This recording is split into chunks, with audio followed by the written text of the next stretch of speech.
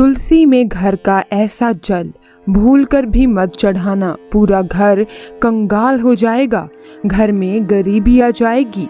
इसी के साथ हम जानेंगे कि किस दिन महिलाओं को तुलसी माँ को कभी भी गलती से भी जल नहीं देना चाहिए, वरना होता है घोर अनर्थ।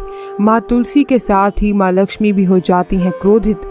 तो पूरी जानकारी के लिए वीडियो को अंत तक जरूर देखना। शास्त्रों के अनुसार जहाँ पर तुलसी का पौधा होता है तो वहाँ पर साक्षात महालक्ष्मी अस्थायी रूप से वास करती हैं। आपको बता दें कि जो व्यक्ति सही तरीके से तुलसी की पूजा पाठ और देखभाल अगर कर लेता है तो सदैव महालक्ष्मी उसके घर में अपना स्थान बना लेती है। लेकिन तुलसी के कुछ वास्तु नियमों को आपको ध्यान में रखना अवश्य है। ऐसे में आइए उन वास्तु नियमों के बारे में जानते हैं। नंबर 1, नियमित तौर पर तुलसी के दर्शन करने और हाथ जोड़ने से व्यक्ति के सभी पाप खत्म हो जाते हैं। ऐसे में उसके अंदर एक नई ऊर्जा का संचार होता है जो उसे कामयाब बनाती है। नंबर 2, शास्त्रों के अनुसार तुलसी माता अगर जिस व्यक्ति पर मेहरबान हो जाएं तो उसे रंक से राजा बना देती हैं। इसीलिए माता लक्ष्मी की सच्चे दिल से जो व्यक्ति पूजा पाठ करता है उसे उसका फल अवश्य मिलता है। नंबर 3, तुलसी के पौधे में प्रतिदिन पूजा पाठ और शाम को दीपक जलाने से व्यक्ति की सभी इच्छाएं पूरी होती हैं। नंबर 4, यदि आपका कारोबार कम चलता है या पूरी तरह से ठप हो गया है तो ऐसे में आप परेशान ना हो। हर शुक्रवार के दिन तुलसी के पौधे में कच्चा दूध चढ़ाते रहें, आपकी परेशानी जल्द ही दूर हो जाएगी। तुलसी माता अपने भक्तों को कभी भी निराश नहीं करती। नंबर 5, जहाँ पर अस्थायी रूप से नियमित तौर पर तुलसी में दीपक जलता है तो भूलकर भी भूत प्रेत आत्मा उस घर में भटकती भी नहीं है, बल्कि जहाँ पर तुलसी का पौधा लगा होता है तो उस घर से नकारात्मक ऊर्जा कोसों दूर रहती है। नंबर 6, अगर आपके घर में पैसों की तंगी रहती है और घर की जमा पूंजी धीरे धीरे कम होती जा रही है तो ऐसे में आप तुरंत तुलसी का पौधा घर पर ले आएं और नियमित रूप से उसकी पूजा करें और देखें तुलसी माता का चमत्कार। नंबर 7, 100 गुना फल की प्राप्ति के लिए विष्णु भगवान की पूजा में तुलसी के पत्तों का बहुत महत्व है। कहते हैं अगर आपके पास भगवान को चढ़ाने के लिए कोई भोग ना हो तो केवल तुलसी का पत्ता चढ़ा दें, वो प्रसन्न हो जाती हैं। वैसे तो प्रत्येक देवी देवता की पूजा में तुलसी दल का उपयोग किया जाता है, लेकिन भगवान शंकर और गणेश की पूजा में तुलसी का उपयोग नहीं किया जाता। नंबर 8, अगर आपके बच्चे को किसी की बुरी नज़र लगी है तो उसे बचाने के लिए तुलसी के 7 पत्ते और 7 काली मिर्च के दाने मुट्ठी में लेकर बच्चे के सिर से पैर तक 7 बार उतार कर घर के पीछे की तरफ रख दें, सब ठीक हो जाता है। ये आपको क्लॉकवाइज डायरेक्शन में घुमाना है, यानी घड़ी की सुई की दिशा में उतारनी है। नंबर 9, परेशानी को जड़ से खत्म करने के लिए और बीमारी को दूर भगाने के लिए शाम होने से पहले 4-5 तुलसी के पत्ते तोड़कर तकिए के नीचे रखकर सो जाएं और सुबह होने के बाद कुछ पत्ते खा लें। धीरे धीरे आपकी सभी समस्या खत्म हो जाएंगी। ऐसे में बचे हुए पत्ते फिर से तकिए के नीचे रखकर सो जाएं और सुबह खा लें। ये नियम अपनाएं और देखिए चमत्कार। नंबर 10, ज्योतिष शास्त्र के अनुसार कहा जाता है कि तुलसी की माला पहनने से बुध और गुरु ग्रह बलवान हो जाते हैं। ज्योतिष अनुसार कहा जाता है कि तुलसी की माला पहनने से सभी प्रकार के सुख मिलते हैं और कोई बुरी नज़र कभी नहीं लगती।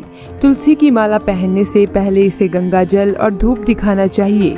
तुलसी की माला पहनने से पहले मंदिर में जाकर श्री हरि की पूजा करनी चाहिए। जो लोग तुलसी की माला पहनते हैं तो उन्हें प्याज और लहसुन और मांस मदिरा का सेवन छोड़ देना चाहिए। नंबर 11, यदि आपका हर कार्य असफल हो जाता है तो ऐसे में आप तुलसी के पौधों की जड़ को लेकर उसे गंगा जल से धो लें। इसके बाद ही इसकी ठीक तरह से पूजा करें और फिर पीले कपड़े में बांध कर रख दें। धीरे धीरे आपकी सभी समस्याओं का अंत हो जाएगा। नंबर 12, जो व्यक्ति तुलसी के पाउडर का इस्तेमाल करते हैं तो वो हमेशा भयंकर से भयंकर बीमारी से बचा रहता है। तुलसी का पाउडर कई अनेकों बीमारियों को जड़ से खत्म करता है। नंबर 13, जो व्यक्ति सच्चे दिल से तुलसी विवाह करवाता है तो सभी देवी देवताओं की कृपा उस पर बरसती है। तुलसी माता सदैव उसके साथ रहती हैं और उसके हर बिगड़े कार्य को पूरा कर देती हैं। नंबर 14, तुलसी को कौन सी दिशा में रखें, आइए जानते हैं। वास्तुशास्त्र के अनुसार तुलसी का पौधा लगाने के लिए उत्तर दिशा या उत्तर पूर्व दिशा या फिर पूर्व दिशा का चुनाव करना चाहिए, सबसे उत्तम है। नंबर 15, तुलसी का पौधा कभी भी घर पर लाएं तो बृहस्पतिवार के दिन ही लाएं और सुबह के समय ही लगाएं और ऐसे में गलती से भी तुलसी के नीचे ना ही शिवलिंग को रखें और ना ही गणेश की प्रतिमा को। इस बात का विशेष ध्यान रखें कि तुलसी पर कभी भी गंदा या अशुद्ध जल नहीं चढ़ाना चाहिए। हमेशा साफ शुद्ध जल का ही उपयोग करें। अगर जो पानी पीने के लायक ना हो तो ऐसे जल का उपयोग ना ही करें। जिस जल को आप पीने के लिए उपयोग कर सकते हैं ऐसे जल से ही तुलसी को पानी देना चाहिए। इसके अलावा कुछ और बातों पर भी ध्यान देने की ज़रूरत है। अगर आपने घर की तुलसी छत पर रखी है तो निश्चित रूप से आपके घर की उत्तर दिशा में चींटियां निकलनी शुरू हो जाएंगी। घर की उत्तर दिशा में कहीं ना कहीं दरारें पड़नी भी शुरू हो जाएंगी। जिन लोगों के घर पर तुलसी का पौधा नहीं होता वहाँ पर कबूतर अपना घोंसला बना लेते हैं। इसे बुरे केतु की निशानी माना जाता है। ध्यान देने वाली बात यह है कि दक्षिण पश्चिम में और दक्षिण में हमेशा श्यामा तुलसी रखी जाती है। श्याम तुलसी में पत्तियां बिल्कुल हरी और बड़ी होती हैं। इससे तुलसा जी भी कहते हैं। तुलसा जी को दक्षिण दिशा में रखने पर वास्तु दोष दूर होता है। दोस्तों, तुलसी को घर की छत पर रखा शुभ नहीं माना जाता। अगर आपके पास तुलसी जी को छत पर रखने के सिवाय कोई और जगह नहीं है तो एक विशेष उपाय करें। तुलसी को कभी भी अकेले न रखें, हमेशा उसे केले के पौधे के साथ रखें। दोनों पौधे बिल्कुल साथ में रखें और इसे मौली से बांध लें। इससे आपको वास्तु दोष की हानि नहीं होगी। सबसे ज्यादा जो महिलाएं सवाल पूछना चाहती हैं वे ये है कि क्या मासिक धर्म के दौरान तुलसी की पूजा की जा सकती है? क्या महिलाएं तुलसी को मासिक धर्म के दौरान जल चढ़ा सकती हैं या नहीं? तो चलिए इसके बारे में भी जान लेते हैं। दोस्तों, मासिक धर्म के दौरान औरतें अपवित्र होती हैं और इसीलिए मासिक धर्म के दौरान कुछ काम ऐसे हैं जो नहीं करने चाहिए। जैसे अचार को हाथ नहीं लगाना चाहिए, वो खराब हो जाता है। मंदिर नहीं जाना चाहिए, चौराहे पर नहीं जाना चाहिए क्योंकि इससे बुरी नजर लग सकती है। ऐसे ही पौधों में पानी भी नहीं देना चाहिए, इससे पौधे सूख जाते हैं और कोई भी धार्मिक कार्य भी नहीं करने चाहिए। इसीलिए आपको मासिक धर्म के दौरान तुलसी को जल भी अर्पण नहीं करना चाहिए। तुलसी व्रत भी नहीं करना चाहिए, तुलसी के पास भी नहीं जाना चाहिए वरना तुलसी का पौधा सूख सकता है। तुलसी अपवित्र हो जाती है। तुलसी की पवित्रता का खास ख्याल रखा जाना चाहिए।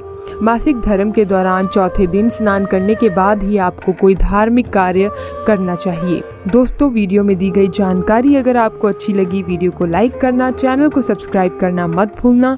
मिलते हैं अगली वीडियो में। बहुत बहुत धन्यवाद।